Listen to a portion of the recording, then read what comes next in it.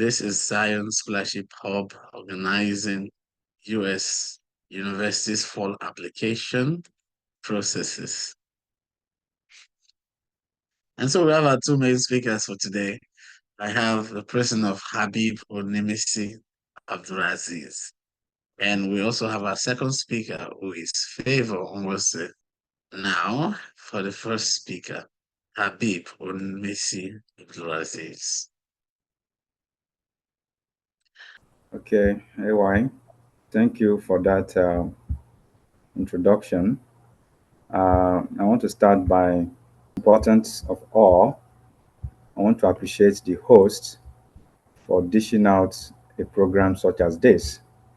This is webinar where people pay a lot of money to attend. But here we are, the host is offering it for free.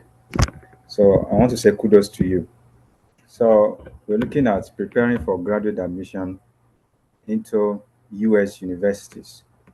So we have passed through the processes and we'll be dishing out some of the things we have found, we have discovered from research and also from practical experience. The first thing I'll be talking about is the timelines. So, in order not to be in haste, you have to plan ahead. You can see you need to begin researching universities and programs at least 1 to 2 years before your intended start date. For example, if I want to start in the fall 2025, then I would have started preparing throughout this year, 2024. Then you can also use online resources to prepare, like university websites, Google, the rankings, and some university forums. So we also have standardized tests. You need to determine which test to take, probably by looking at each university's website. It's not all of them that require this standardized test, but it will be an added advantage if you do them. We have the GRE, the GMAT. So you plan to take them at least 6 to 12 months before the deadlines. Register early and prepare thoroughly for the GRE. Then application deadline. You need to know each school's application deadline to enable you prepare accordingly. Whenever you gather your application materials and submit them on time, note down deadlines, and consider early decision and rolling admissions. Also, funding. Research funding options very, very early. You need to know which schools are ready to fund your programs, explore scholarships, grants, and international programs like Fulbright. Then that will take us to application materials. What are the things you need to apply for this graduate admission?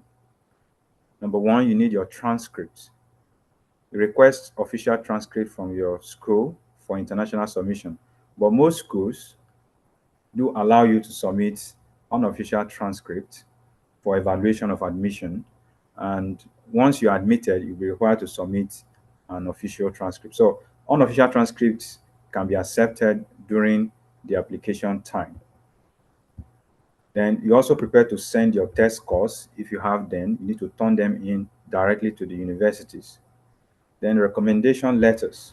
You need to approach your professors, employers for letters highlighting your abilities. Then when looking for letters of recommendation, you need to talk to people that knows your ability in the sense of research, your teaching, and your knowledge, people that can speak about you, that can speak for you. Then statement of purpose, you need to craft a compelling statement tailored to each program. What I mean by that is you don't have to write a generic statement of purpose because each program is different. So writing a generic statement of purpose and just editing maybe the name of the schools is not really a good thing to do. So you must tailor your statement of purpose. If you're applying to 10 schools, I advise you also have 10 statements of purpose instead of writing a generic statement of purpose and just editing one or two things. Okay, then resume. You need to create a detailed document showing your academic achievement. You're going into an academic program. So the resume should be speaking in favor of your academic achievements. There is a distinction between a work CV and academic CV. So you don't have to mix them. The academic CV is majorly to apply for graduate admissions. So you also need, I think one of the speakers is going to talk about that. I don't know, maybe. Then building a good profile. That'll be the next thing. You need to maintain a strong GPA if you're still in the university. Nevertheless, if you graduated and you're not having very high CGPA, there are still other options for you. Research experience. You can participate in relevant research projects, internships, and extracurricular activities. Language proficiency, not really required from Nigerian students. I don't know if you have, most US universities with English proficiency for Nigerian students. Then publications and conferences. If you have the opportunity, present at conferences, publish research papers, and contribute to knowledge in your field. Those are things that will make you to build a very good profile for graduate school. Then our responsibilities as mentorship. In mentorship, we're going to be guiding you guys on requirements. We can give you feedback on materials, on your application materials, something like feedback on statement of purpose, your resume, how you should tailor your letters of recommendation, and how you should discuss with your potential recommenders. Then we can also prepare you for interview, having mock interviews. I think I had some mock interview with some of our mentees that are coming in this fall, where we had some mock interview session with them, preparing them for visa interviews. Then we can also help you to connect with alumni and professionals in any schools you're going to. Then another thing we will be discussing is safe schools. It's not every school you apply to in the United States. Some are very highly competitive. So what you should be watching out for, research universities with higher acceptance rates for international students. You can just simply Google it. For example, I can say Stanford University acceptance rate. Type that on Google, then you get to know the acceptance rate. You can even put graduate acceptance rate. You get to know potentially, because universities in US are international universities and everybody wants to come there. You're competing against the world, a lot of countries. So you need to go to where you are sure that the acceptance rates are very high. If you have a school where the acceptance rate is less than 10%, then you know that your chances are slim. Even if you pay application fee, you're going to have a very slim chance, unless you have a very nice and good profile. And mind you, a lot of people have profile that are even more than you, that apply to the same school. But that is why most of those schools, they have low acceptance rates. So what I'm trying to say in essence is that before you apply to any school, be sure you check the acceptance rate and let it be reasonable, at least above average, before you put all your efforts in applying to that particular school. And all this information are readily available just by Google search. Funding opportunities: identify scholarship, GTAs, and GRA, graduate teaching assistant, graduate research assistant opportunity in your department. And the next I'll talk about is getting application fee waivers.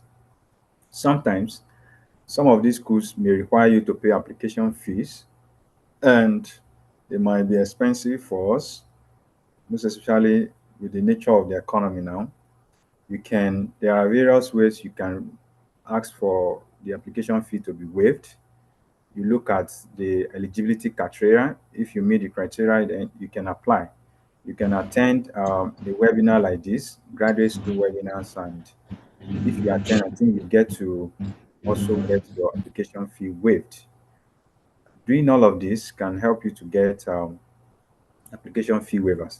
The only demerit to that is that a lot of people will be giving application fee waivers, thereby increasing the competition rate again. It's going to increase the competition rate because Application fees would have reduced the number of applicants. If we now decide to waive for like 500 students, 1,000 students, then the competition is going to be enormous, going to be increased. So you can utilize it, but don't solely depend on it. Okay, sometimes it works, and I think it has worked for somebody like me. I use application fee waiver to come to Purdue University for training. I never paid application. What I did was to attend the graduate school session, and after the session, I was offered a fee waiver, and thank goodness I am here today. So it works actually, it works, but on a very rare occasion. So for now, this is what I have to present to us, and I'm going to give room to the next person to discuss with us. And subsequently, if you have any question based on what I have highlighted here, I am very willing to provide useful information to you. Thank you. Oh, thank you very, very much. It's almost like I should say, please clap for him. Um, yeah, thank you very much for that presentation.